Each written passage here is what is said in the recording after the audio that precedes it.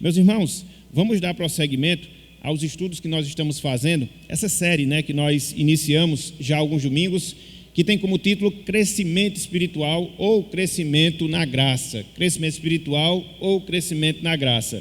E eu vou lhes convidar a abrirem as suas Bíblias em um texto da palavra, Carta de Paulo aos Romanos, capítulo 6. Vamos ler essa passagem das Escrituras a título de leitura devocional. Muito embora no decorrer da exposição ou do estudo, a gente vai voltar pelo menos a alguns textos desse trecho que nós vamos ler agora. Romanos capítulo 6. Vamos ler do versículo 12 até o versículo 19. Romanos 6, versículos 12 até o versículo número 19. Assentados como todos estão, acompanhem conosco a leitura da palavra.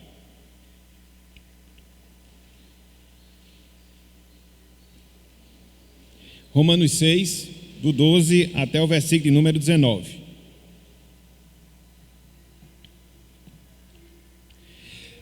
Diz-nos o seguinte, meus irmãos, meus amigos, a palavra do Senhor. Romanos 6, de 12 ao 19. Não reine, portanto, o pecado em vosso corpo mortal, de maneira que obedeçais às suas paixões. Nem ofereçais cada um os membros do seu corpo ao pecado, como instrumentos de iniquidade, mas oferecei-vos a Deus, como ressurretos dentre os mortos, e os vossos membros a Deus, como instrumentos de justiça. Porque o pecado não terá domínio sobre vós, pois não estáis debaixo da lei, e sim da graça. E daí? Havemos de pecar porque não estamos debaixo da lei e sim da graça? De modo nenhum. Não sabeis que daquele a quem vos ofereceis como servos para a obediência, desse mesmo a quem obedeceis sois servos, seja do pecado para a morte ou da obediência para a justiça? Mas graças a Deus, porque outrora, escravos do pecado, contudo viestes a obedecer de coração a forma de doutrina a que fostes entregues.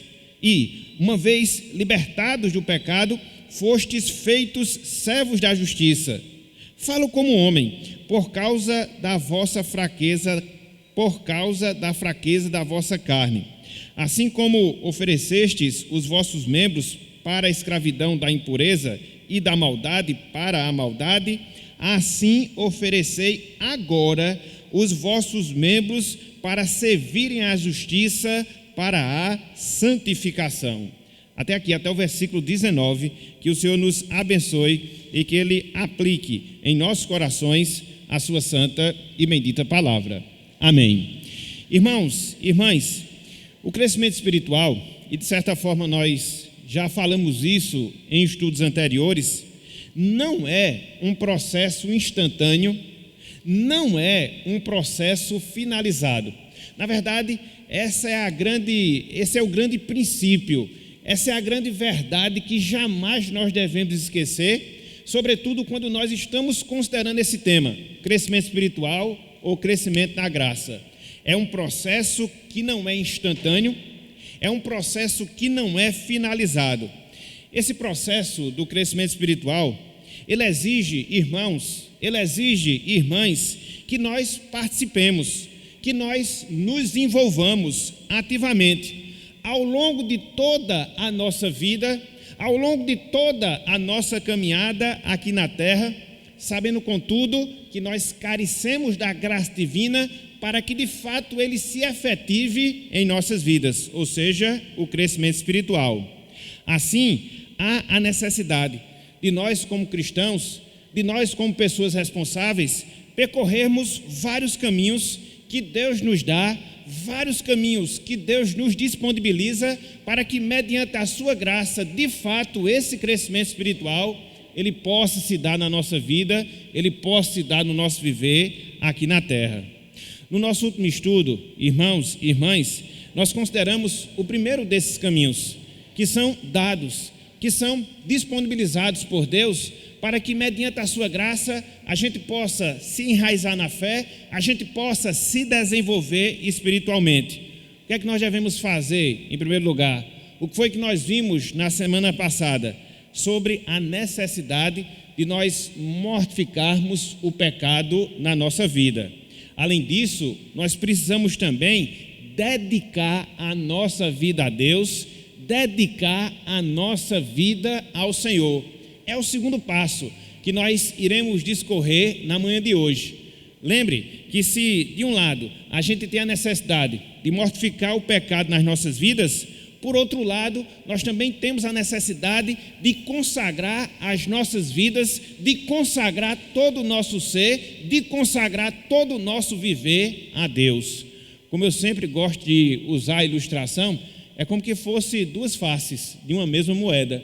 De um lado, a gente mortifica o nosso pecado. De um lado, a gente vai minimizando os efeitos da nossa natureza pecaminosa, e uma vez que isso acontece, uma vez que isso se dá, qual deve ser a consequência imediata, qual deve ser a consequência direta? Consagrar a nossa vida a Deus, consagrar a nossa vida ao Senhor. Eu sempre gosto de dizer que na nossa vida espiritual não há neutralidade. Ou você estará de um lado ou você estará de outro. Então, na medida em que você mortifica o seu pecado, na medida em que você minimiza os efeitos da sua natureza terrena, o que é que você vai fazer? Você vai dedicar-se a Deus, dedicar-se ao Senhor. Então, é nisto, meus irmãos, é nisto, minhas irmãs, que nós vamos concentrar a nossa atenção na manhã de hoje. Lembremos-nos, nós estamos considerando os meios através dos quais nós crescemos espiritualmente. Qual é o primeiro meio? Devemos mortificar o nosso pecado. Hoje, qual é o segundo meio? Nós devemos dedicar, nós devemos consagrar a nossa vida a Deus. Sem consagração, sem santificação, sem dedicação a Deus, é impossível nós crescermos espiritualmente. Foi por isso que nós falamos, desde a nossa afirmativa inicial, esse crescimento na graça não é algo instantâneo, é algo que percorre a nossa vida aqui na terra. Então, toda a nossa vida, ela deve se concentrar nesse objetivo, e dentre várias coisas que nós devemos fazer, nós devemos, ao longo da nossa vida, consagrar, dedicar a nossa vida, o nosso viver ao Senhor. Então, hoje, conforme nós falamos, nós vamos concentrar a nossa atenção nesse segundo passo, nesse segundo meio, mediante o qual crescemos espiritualmente. Dedicar-se a Deus, dedicar-se ao Senhor. Mais uma vez, eu lhes convido a voltarem as suas atenções para o capítulo 6 de Romanos. Eu agora vou destacar apenas 3 versículos que nós temos aqui nessa passagem que nós lemos, que enfatiza esse aspecto. Que aspecto?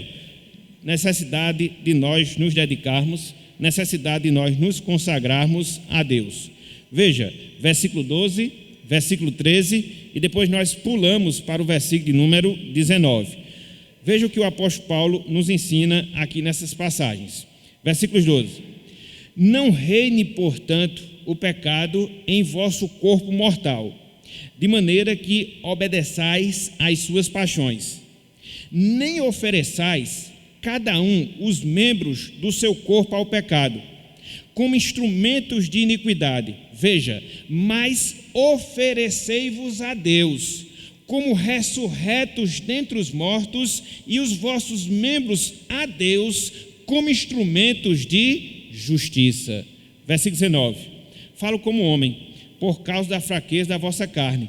Assim como oferecestes os vossos membros para a escravidão da impureza e da maldade para a maldade, veja agora, assim oferecei agora os vossos membros para servirem à justiça, para a santificação.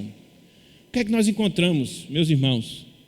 O que é que nós encontramos, minhas irmãs, na parte B do versículo B, do versículo 13, na parte B do versículo 19? Uma ordem. Uma ordem para quê? Para nós oferecermos os nossos corpos a Deus, para nós dedicarmos os nossos corpos ao Senhor. Então, o apóstolo Paulo nos dá justamente essa exortação. O apóstolo Paulo nos dá justamente esse mandamento. Que mandamento? De nós consagrarmos todo o nosso ser, de nós consagrarmos todo o nosso viver a Deus. Nisto consiste o segundo passo, para que nós possamos nos desenvolver na graça, para que nós possamos crescer e crescer espiritualmente. veja que o apóstolo Paulo, ele nos dá esse princípio de nós nos entregarmos a Deus, de nós nos consagrarmos ao Senhor, através de uma vida de santificação e através ou como consequência do abandono do pecado. É por isso que eu falei, nesse processo existem essas duas faces dessa mesma moeda. De um lado você abandona o seu pecado, de um lado você abandona aquelas práticas que desonram a Deus, por outro lado você se empenha agora em consagrar-se a Deus, em consagrar-se ao Senhor. Ninguém pode ficar isento nesse processo da nossa vida espiritual, da nossa vida com Deus. Ou você se dedica ao pecado e se separa de Deus, ou você se separa do pecado e cada vez mais vai se aproximando de Deus. Então, por isso a necessidade. Que necessidade? De nós nos consagrarmos a Deus. Biblicamente falando, irmãos, irmãs, consagrar-se a Deus, devotar-se ao Senhor, dedicar-se a Deus, tem a ver com a separação que eu, você, que todos nós devemos fazer para o uso exclusivo de Deus, para o uso exclusivo do Senhor nas nossas vidas. Então, é isso que Deus espera de nós. Então, é isso que Deus exige de nós, que vivamos para o seu serviço, que vivamos para o seu prazer, que vivamos para a sua glória e glória ao longo da nossa vida. Na prática, nós nos consagramos a Deus, na prática, nós nos dedicamos ao Senhor quando nós colocamos de lado a nossa vontade pessoal, quando nós colocamos de lado o nosso desejo e quando nós empreendemos todos os nossos esforços, quando nós empreendemos todos os nossos poderes, todas as nossas faculdades na busca da glorificação do nome de Deus, do nome do Senhor em nossas vidas. Então, é isso que Deus ele requer de nós, que nós anulemos o nosso eu, que nós anulemos a nossa vontade que vai de encontro à sua palavra e cada vez mais nos envolvamos, cada vez mais nos esforcemos para quê? Para buscar a sua glória, a glória de Deus em nossas vidas. Na verdade, nisto consiste o propósito do nosso viver aqui na terra. Conforme nós observamos lá em 1 Coríntios capítulo 10, versículo 31, um texto conhecidíssimo nosso, o apóstolo Paulo já havia falado: quer comais, quer bebais, ou façais qualquer outra coisa, fazei tudo para a glória de Deus. Este é o princípio que deve nortear, esta é a verdade que deve dirigir a nossa vida aqui na terra: glorificar ao Senhor, dedicar-se a Deus. E aí, quando nós olhamos para a palavra, nós vemos vários textos que harmonizam-se com essa verdade, que harmonizam-se com esse ponto. O primeiro deles, abram aí, 2 Coríntios capítulo 5. 2 Coríntios capítulo 5, versículo 15.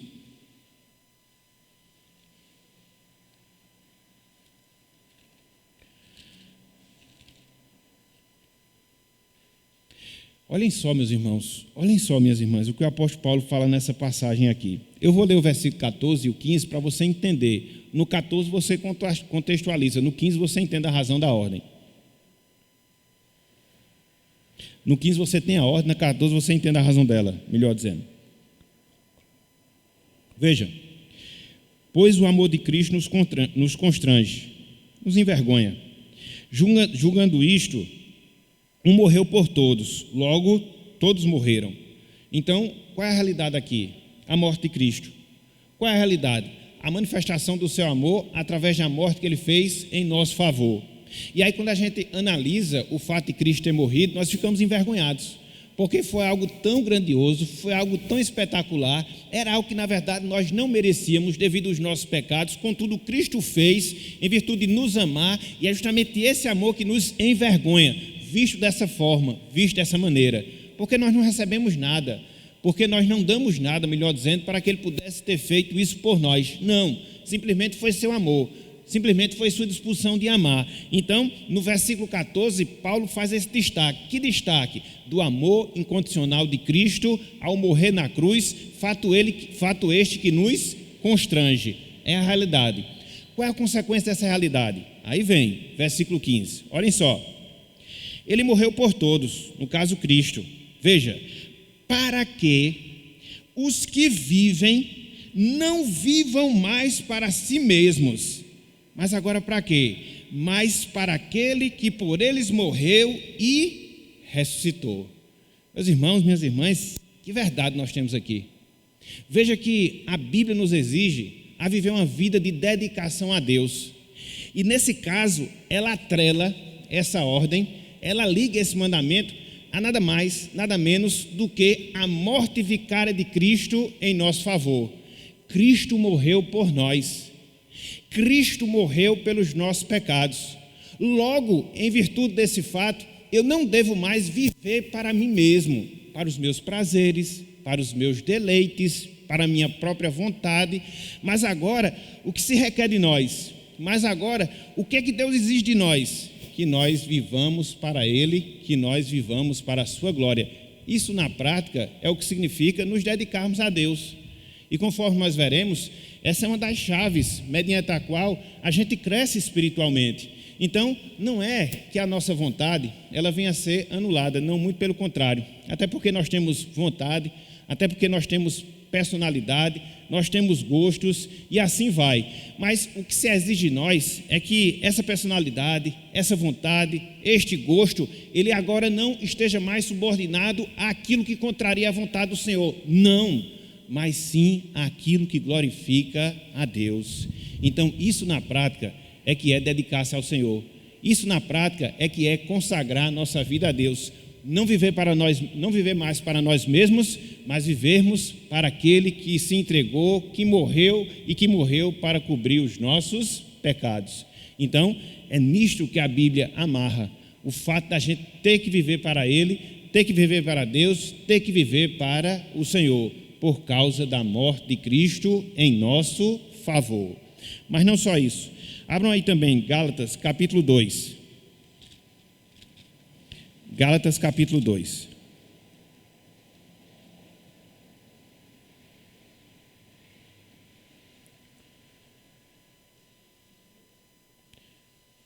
Versículos 19 e 20.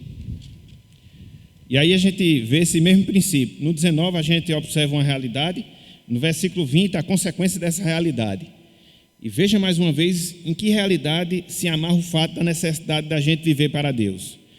Gálatas 2, 19 e também o versículo número 20. Veja o que nos diz a palavra do Senhor. Olhem só. Porque eu, dizia Paulo, mediante a própria lei, morri para a lei, a fim de viver para Deus. Estou crucificado com Cristo.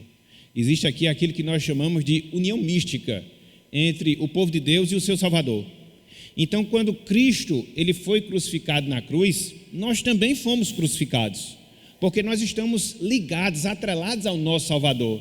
Então, Paulo via aquele evento da crucificação de Cristo não como algo particular ao Salvador, de certa forma foi, mas na verdade, uma vez que nós estamos ligados a Cristo, nós também estávamos crucificados com Ele lá na cruz, lá no Calvário. Então, nós estamos ligados a essa realidade. E agora? O que é que isso deve refletir na minha vida? Qual é a consequência disso para a minha vida? Veja o versículo 20. Veja, logo, uma vez que eu estou crucificado com Cristo, já não sou eu quem vive. Veja, já não sou eu quem vive, mas Cristo vive em mim. E esse viver que agora tenho na carne, vivo pela fé no Filho de Deus, que me amou e a si mesmo se entregou por mim. Mais uma vez ele atrela a necessidade de nós vivermos para Deus, aonde? Na cruz do Calvário. Aonde? No sacrifício que Cristo realizou em nosso favor. Então, observe, meus irmãos, que dedicar-se a Deus não deve ser uma opção. Observe que dedicar-se a Deus é uma obrigação. Se porventura não é essa a nossa realidade, se porventura não é esse padrão que caracteriza a nossa vida aqui na terra, algo está errado. Com quem? Com nós mesmos, com a nossa vida em si. Porque uma vez que nós somos cristãos, uma vez que nós estamos atrelados à obra de Cristo, uma vez que nós nos beneficiamos do seu sacrifício, o que é que Deus espera de nós? Que vivamos agora para Ele, que vivamos agora para o Senhor e não vivamos mais para nós mesmos. Que a gente possa canalizar toda a nossa força, que a gente possa canalizar todo o nosso ímpeto, que a gente possa canalizar toda a nossa vontade, que a gente possa canalizar todo o nosso desejo para quê? Para a glória do Senhor. É por isso que, nesse sentido, a nossa vida é um culto contínuo. Nós adoramos a Deus de maneira corporativa aqui na igreja, juntamente com os nossos irmãos, uma vez por semana, pelo menos, aqui, quando nós estamos na presença de Deus. Contudo, o nosso culto, ele abrange toda a nossa vida. Por quê? Porque toda a nossa vida, ela deve ser consagrada a Deus, toda a nossa vida, ela deve ser consagrada ao Senhor. Não existe divisões na nossa vida.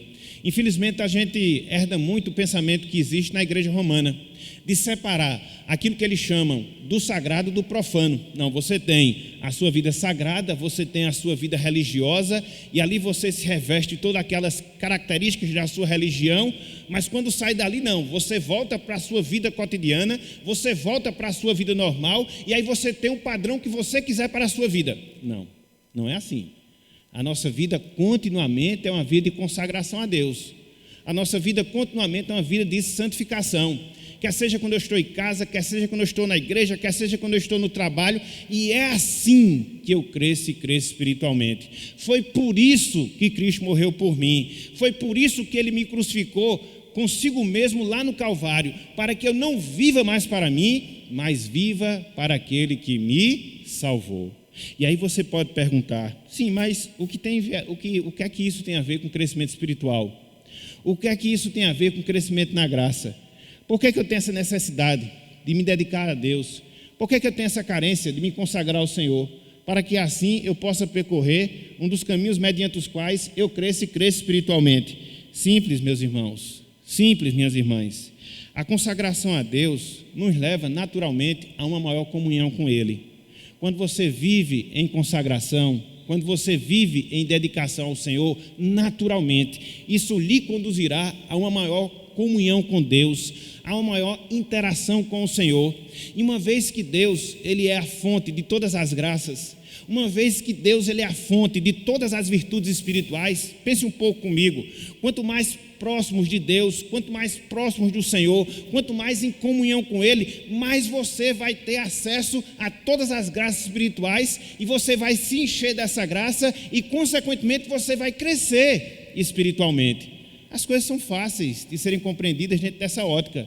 Então, quando você ver a Deus, como de fato a gente deve ver, como fonte de todas as graças, como fonte de todas as virtudes espirituais, e cada vez que você se dedica a Deus, você aprofunda a sua comunhão com Ele, mas você vai ter acesso a essas graças, mais você vai ter acesso a essas virtudes, consequentemente, mais você vai crescer na graça, mais você vai crescer espiritualmente.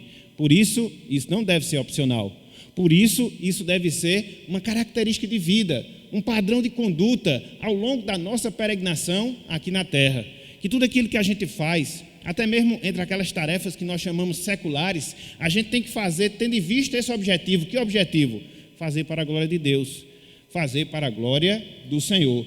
Às vezes, também a gente parte de um pressuposto errado, que somente aqueles serviços que nós exercemos na igreja são chamados serviços sagrados. Não necessariamente, não necessariamente. Qualquer coisa que nós fazemos fora da igreja, qualquer coisa que nós fazemos na nossa casa, no nosso trabalho, no nosso ambiente social, que não fira os padrões do Evangelho, que se harmonize com a palavra do Senhor, que tenha como objetivo a glória do seu nome, isso também é um serviço sagrado.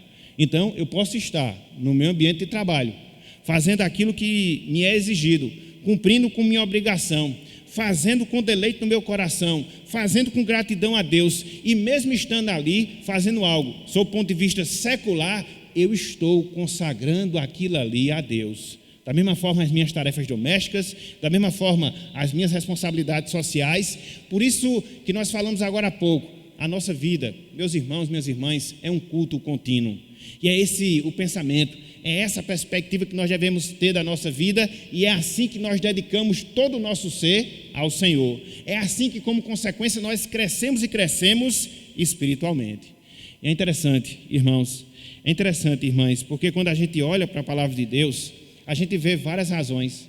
Quando a gente olha para a palavra de Deus, a gente vê vários motivos que nos exigem esse fato. Que fato? De nos consagrarmos a Deus, de nos dedicarmos ao Senhor. Em primeiro lugar, porque essa é a nossa nova condição. Hoje, eu, você, todos nós somos povo de Deus.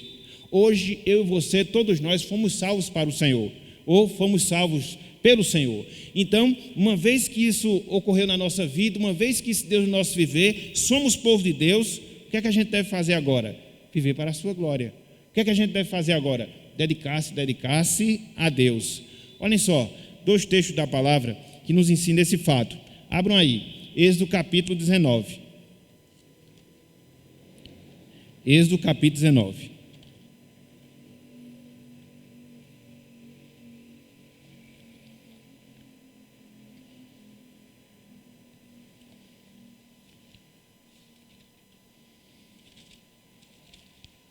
Muitas vezes, meus irmãos, infelizmente, a gente tem uma ética cristã dissociada do cristianismo, ou a gente tem uma ética dissociada da ética cristã. Elas andam juntas, elas não se separam, porque o Evangelho faz essa transformação na nossa vida. Êxodo capítulo 19, versículos 4 até o versículo 6. Veja aqui o que Deus diz a Israel, e serve para nós também.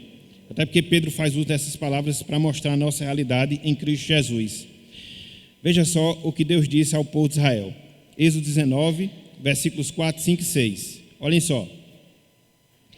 Tendes visto o que fiz aos egípcios, como vos levei sobre asas de águia e vos cheguei a mim. Então, o que foi que Deus disse aqui no versículo 4? Aquilo que ele havia feito com os judeus. Ou seja, libertado do domínio dos egípcios, redimido o seu povo do cativeiro dos egípcios. Ou seja, Deus tinha salvado o seu povo, o povo de Israel. Deus tinha libertado o seu povo, o povo da aliança. E agora, dada essa libertação, o que é que acontece? Veja, versículo 5. Agora, pois, se diligentemente ouvirdes a minha voz e guardardes a minha aliança, então sereis a minha propriedade peculiar dentre todos os povos, porque toda a terra é minha, e vos serei reino de sacerdotes e nação santa. São estas as palavras que falarás aos filhos de Israel. Então hoje nós somos propriedade de Deus, hoje nós somos nação santa. Por isso agora não cabe viver para nós mesmos, por isso agora não cabe viver para a nossa própria vontade, e sim cabe agora vivermos para a glória de Deus, porque somos sua propriedade. E aí quando você avança um pouco mais e vai lá para o livro de Levítico capítulo 11, você vai fechar essa ideia.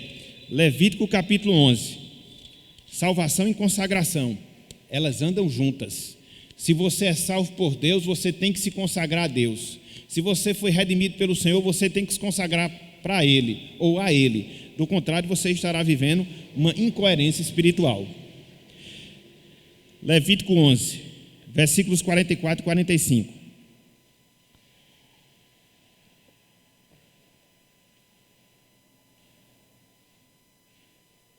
Olha só, meus irmãos, que coisa maravilhosa nós temos aqui. Deus falando para o povo da aliança do Antigo Testamento, que serve também para nós como povo da nova aliança hoje. Levítico 11, 44 a 45. Veja só. Eu sou o Senhor, vosso Deus. Portanto, veja, primeiro você tem a realidade. Qual é a realidade? Deus é o nosso Senhor, Deus é o nosso Deus. Essa é a realidade. Qual é a consequência dela? Portanto, vós vos consagrareis e sereis santos, porque eu sou santo, e não vos contaminareis por nenhum enxame de criaturas que se arrastam sobre a terra. Eu sou o Senhor, que vos faço subir da terra do Egito, para que eu seja o vosso Deus. Portanto, vós sereis santos, porque eu sou santo. Mais uma vez você vê aqui a realidade da salvação. Deus tinha salvado o seu povo, tinha libertado o seu povo. Deus agora era o Deus do seu povo. E agora, o que é que ele esperava desse povo que ele havia salvo, que ele havia redimido? Que esse povo fosse santo, que esse povo fosse consagrado a Ele. Então, salvação está intimamente ligada à consagração.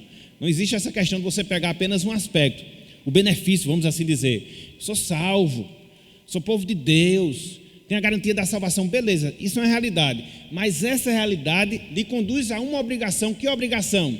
De você se consagrar a Deus, de você se consagrar ao Senhor. Qualquer ruptura dentro dessa estrutura é uma perversão bíblica. Não pode acontecer, não pode ocorrer. Elas têm que andar casadas, juntas, harmonizadas. Salvação e consagração. Então, por que eu devo me consagrar a Deus? Por que isso é um meio de crescimento espiritual? Em primeiro lugar, porque a minha nova condição como povo de Deus me exige a viver dessa forma. Mas não só isso. Em segundo lugar, porque Cristo, o meu Senhor, porque Cristo, o meu Salvador, me exige que assim proceda, me exige que assim me comporte ao longo da minha vida aqui na terra, ou seja, me consagrar a Deus. Vejam aí, meus irmãos, Lucas capítulo 9, versículo 23.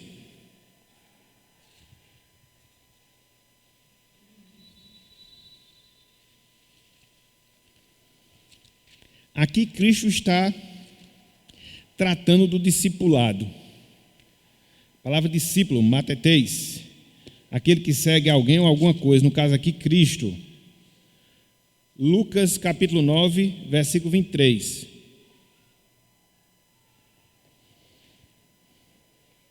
Vejam o que nos diz a palavra. Vejam o que nos diz a palavra. Dizia a todos, no caso Cristo: se alguém quer vir após mim, a si mesmo se negue, dia a dia toma a sua cruz e siga-me.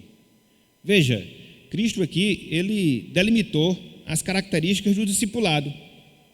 Se nós quisermos seguir a Cristo, aqui se nós quisermos ser discípulos de Cristo, nós devemos fazer algumas coisas. Em primeiro lugar, eu devo me negar, ou me negar a mim mesmo, como ele coloca aqui, entendeu? É a parte negativa, vamos assim dizer, de todas as exigências. No caso, aqui envolve a questão da mortificação do meu pecado, a mortificação do meu eu, a mortificação da minha própria vontade. Ato contínuo, eu devo fazer o quê? Tomar a sua cruz e segui-lo. E talvez aqui o tomar a cruz também envolva um aspecto negativo, porque tomar a cruz, dentro do contexto do Novo Testamento, significava morte. Quando alguém era condenado à morte, havia uma peculiaridade nesse processo. Que peculiaridade? A pessoa condenada, ela era obrigada a carregar aquilo no qual ela seria condenada, no caso a cruz. Foi por isso que Cristo levou a cruz durante determinado período ou durante determinado espaço até chegar no Calvário. Só não levou o caminho todo porque não suportou, porque era uma exigência. Quando você era condenado à morte de cruz, o condenado tinha que carregar a cruz até ser executado de maneira completa, vamos assim dizer. Então, quando passava alguém que carregava a cruz ou que estava carregando a cruz, as pessoas já sabiam: aquilo ali vai morrer, aquilo ali vai ser executado, aquilo ali vai ser morto. Não tinha como fugir. Então, quando Cristo diz que a gente deve tomar a cruz, em outras palavras, a gente também tem que morrer. Morrer para quem? Para nós mesmos, para a nossa própria vontade, para o nosso próprio eu, para o mundo, em relação ao seu sistema de valores. Então, quando a gente faz isso, a gente vai ter essa aptidão final. De quê? De segui-lo. Aqui, de dedicar a vida a Ele, de consagrar a nossa vida ao Senhor. Então veja que dentro do ensinamento de Cristo, um discípulo, ele é um discípulo quando esse processo ele se dá, quando esse processo ele ocorre na vida dessa pessoa. Ele mortifica o seu pecado e se consagra a Deus. Ele mortifica o seu eu e se dedica ao Senhor. Se estas coisas não forem vistas na vida de uma pessoa, ela pode ser tudo, menos um discípulo do Senhor. Então, a exigência que Cristo faz em relação ao discipulado nos obriga também a viver nessa realidade. Que realidade? De consagração a Deus, de dedicação ao Senhor. Mas não só isso. Em terceiro lugar, o próprio ensinamento apostólico. De maneira específica, o próprio ensinamento de Paulo também nos leva a essa realidade. Que realidade? De nós nos oferecermos a Deus, de nós nos oferecermos ao Senhor. Abram aí, por favor, meus irmãos. 1 Coríntios capítulo 6.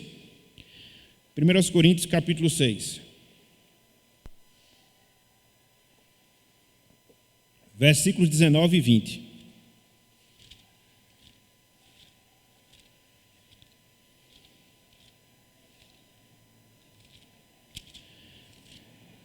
Observe que a gente fica um tanto quanto, entre aspas, sem espaço, né? Quando a Bíblia fala sobre isso. Fala sobre o quê? Sobre você dedicar o seu ser ao Senhor. Você vê de um lado a sua condição como povo de Deus, lhe exige para isso, ou lhe exige a isso, conforme a gente vê no Antigo Testamento, e viu naqueles dois textos de Êxodo e também de Levítico. Aí você vem para o Novo, e o que é que você escuta? Cristo falando a mesma coisa. Se você quer ser seu discípulo, ou quer ser um discípulo de Cristo, você tem que negar a si mesmo e segui-lo, ou seja, consagrar-se a Ele. Aí quando você chega no ensinamento apostólico, você encontra também a mesma realidade. Então é um beco meio que sem saída. Não tem como a gente mudar essa realidade. Então, se eu sou salvo, se eu sou remido, automaticamente eu devo ter essa vida de consagração ao Senhor. E com isso, conforme nós vimos, a gente cresce espiritualmente, a gente cresce na graça. Então vejam aí, 1 Coríntios capítulo 6, versículos 19 e também o versículo número 20. 1 Coríntios capítulo 6, versículo 19 e também o versículo número 20. Diz o seguinte a palavra: acaso não sabeis que o vosso corpo é santuário do Espírito Santo, que está em vós, o qual tendes da parte de Deus, e que não sois de vós mesmos? Aqui Paulo faz um questionamento, e Paulo faz um questionamento baseado numa realidade. Qual é a realidade que ele faz menção? Os nossos corpos hoje são templos do Espírito Santo, casas vivas de Deus, casas vivas do Espírito Santo. Estão lembrados daquilo que eu falei em estudos anteriores, indicativos e imperativos do Evangelho? Então aqui você encontra um indicativo do Evangelho. Qual é o indicativo? Hoje nós não mais nos pertencemos, porque hoje nós somos casa de Deus, habitação do Espírito Santo. E é interessante porque quando você considera aquilo que nós chamamos de progressividade da revelação, você fica meio que admirado, porque no Antigo Testamento, por exemplo, a habitação de Deus era o templo lá em Jerusalém, onde as pessoas concorriam para lá, entregando as suas ofertas, entregando os seus dízimos, fazendo a sua adoração a Deus. Então era algo como que restrito, circunscrito a um lugar, a uma terra, a uma localidade. Mas quando vem o Pentecostes, lá em Atos 2, quando se cumpre a promessa de Cristo de derramar o Espírito Santo e derramar sobre toda a carne, nós somos atingidos com essa nova realidade e agora todos nós somos templos do Espírito Santo. Que coisa maravilhosa, meus irmãos. Não existe mais distinção judeu-grego, não existe mais classificação rico-pobre. Não, todos nós somos moradas do Espírito Santo. Essa é uma das coisas mais fantásticas que nós observamos dentro do processo redentivo de Deus. Nós somos templo vivo do Senhor. O Espírito Santo está em nós, habitando em nós, morando em nossas vidas. Quando você considera esse fato, quando você pondera essa realidade, você fica admirado, porque quem sou eu para desfrutar de um privilégio tão grande como esse, de ter a terceira pessoa da Trindade habitando em mim, de ter na verdade a Trindade habitando em mim? Quem sou eu? Então Deus faz isso movido pela sua graça, movido pela sua misericórdia. Esse é o indicativo do Evangelho, essa é a realidade, esse é o benefício. E agora, qual é a exigência que recai sobre nós? Veja, que não existe bônus sem ônus. Às vezes a gente está muito acostumado com os bônus, né? Com os benefícios, com os privilégios. Eles são bons, não resta a menor dúvida. Mas via de regra, eu sempre gosto de pensar dessa forma: junto com o privilégio tem também uma obrigação. Junto com o bônus tem também um ônus. As duas coisas elas andam juntas, inseparáveis. E agora, uma vez que eu sou beneficiado com a presença do Espírito Santo na minha vida, o que é que se requer de mim? Versículo 20. Olhem só o que diz aí, sobretudo a parte B do versículo 20. Olhem só. Porque fostes comprados por sangue, ou por preço, melhor dizendo, preço de sangue. Agora, pois, glorificai a Deus no vosso corpo. A ordem vem aqui. O imperativo do Evangelho vem aqui. Então você tem um indicativo, somos habitação do Espírito. Você tem um indicativo, fomos comprados com o preço do sangue de Cristo. E agora, qual é a ordem? Glorificai a Deus no vosso corpo. Às vezes, meus irmãos, a gente tem uma visão um tanto quanto de dividir, né, a dicotomia em relação à nossa vida. A nossa vida espiritual, da nossa vida física. Não, Deus salva a alma, sim, mas também requer redenção no corpo. E é isso que Paulo está ensinando aqui, que a gente deve glorificar a Deus aonde? No nosso corpo, todo o nosso ser, ele deve glorificar a Deus. A nossa alma, os nossos corpos, a nossa vida integrada. Por quê? Fomos comprados com preço. Por quê? Somos habitação do Espírito Santo. Então, conforme nós temos no ensinamento apostólico, essa também é a exigência que Deus ele faz a cada um de nós. Nos consagremos a Deus, nos consagremos ao Senhor. Às vezes, algumas pessoas elas têm uma visão tanto quanto limitada nessa questão de consagração e pensam, né, que consagração é você separar alguns dias, separar alguns momentos para Deus, como se aquilo ali fosse o suficiente para consagrar-se. Não. A consagração ela deve envolver a nossa vida. É claro que a gente deve ter os instantes específicos para buscar a Deus, mas na verdade toda a nossa vida ela deve ter como alvo essa dedicação a Deus, essa dedicação ao Senhor.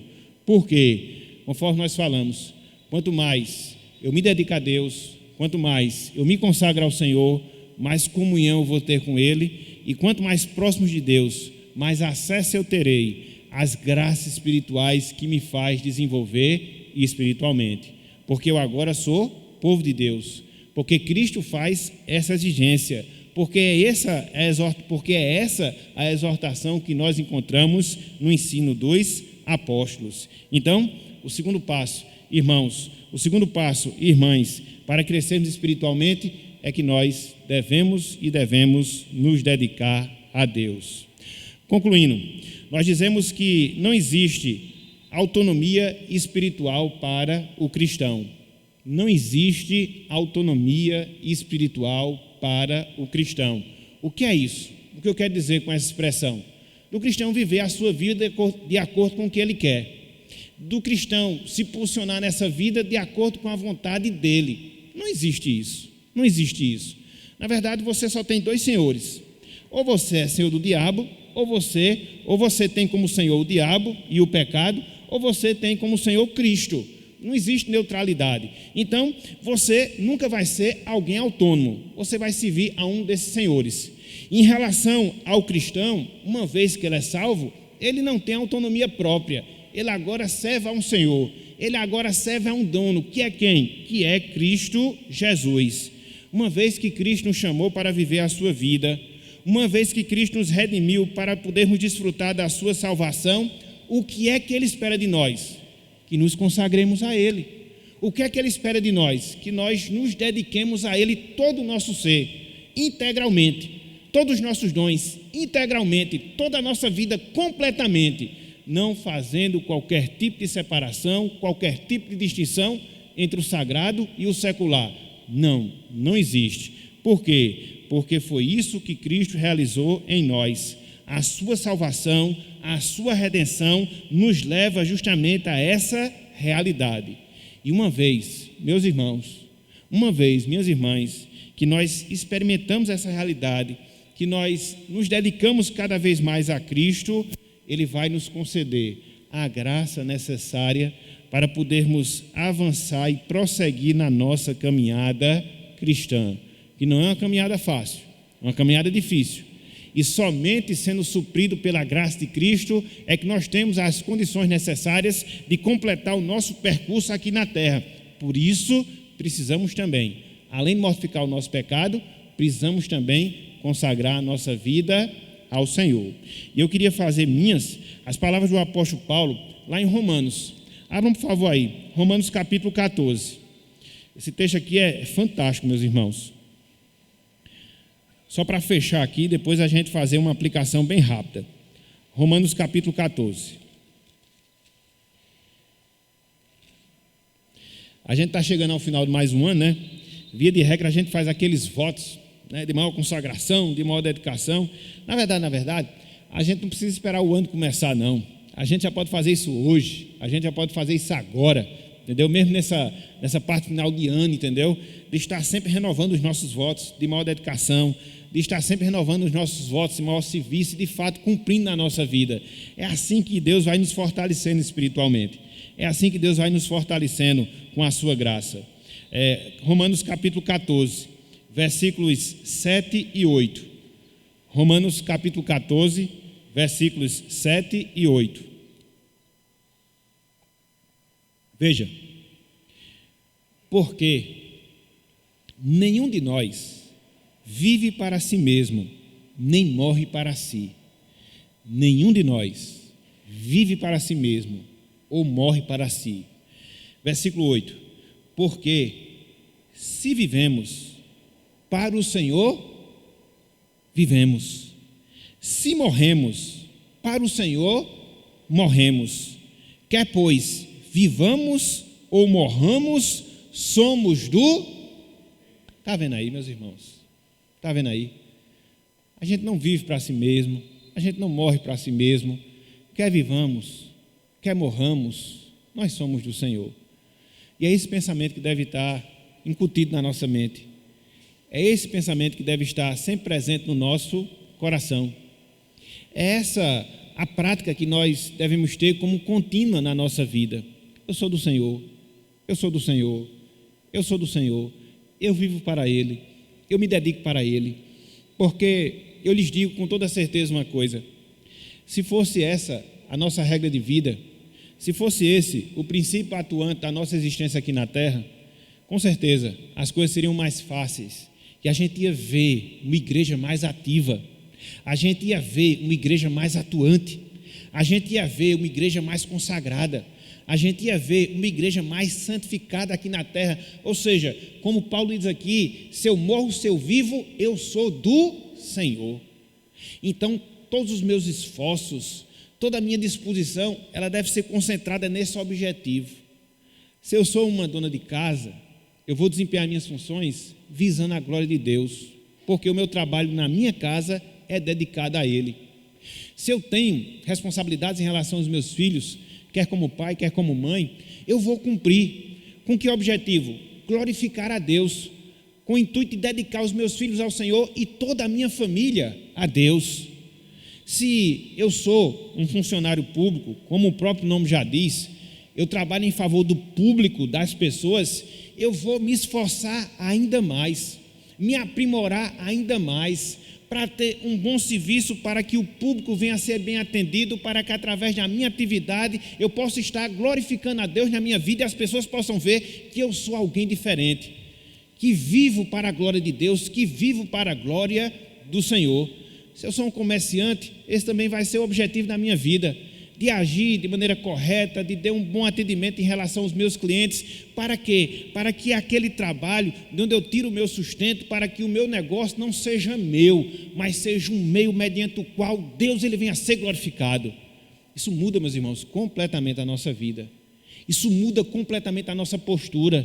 Isso muda completamente a nossa atitude aqui na terra, tratando-se de coisas seculares. E se nós trouxermos para o contexto da igreja, aí que as coisas mudam completamente. No sentido de quê? Da gente se esforçar para ver a obra do Senhor andando. No sentido de quê? Da gente cooperar para que essa obra possa desenvolver. Mas não só isso, no sentido de ter também, acima de tudo, uma igreja santa aqui na terra. Culto santo, vida santa, procedimento santo, para que assim Cristo ele possa estar sendo visto na vida de cada um de nós. Isso, meus irmãos, isso, minhas irmãs, é que é crescimento espiritual. Na prática, crescimento espiritual na veia, como a gente gosta de falar, entendeu? É isso que Deus, ele exige e requer de cada um de nós. Por isso, repito, a necessidade de nós nos consagrarmos a Deus, para que assim cresçamos e cresçamos espiritualmente. E aqui, para finalizar e finalizar mesmo, e depois dar a oportunidade aos irmãos, eu queria deixar um ponto aqui para a nossa reflexão, eu queria deixar um ponto aqui para o nosso pensamento, através de uma pergunta. Prestem atenção. Se, é uma condicional, aqui é algo hipotético, Se a dedicação a Deus fosse a base da nossa redenção, será que nós teríamos certeza e vida eterna? Meus irmãos, será que nós teríamos certeza e vida eterna? Eu vou repetir a pergunta. Se, é hipotético. A nossa dedicação a Deus, a nossa consagração ao Senhor, fosse a base para a salvação da nossa alma, será que a gente teria convicção de que seríamos salvos? Sim ou não? Isso, João, gostei. Muito bem. Essa deve ser a nossa perspectiva. Esse deve ser o nosso pensamento. Essa deve ser a nossa motivação. Logo mais à noite a gente vai ver um pouco disso, considerando 1 Pedro 4, de 7 a 11.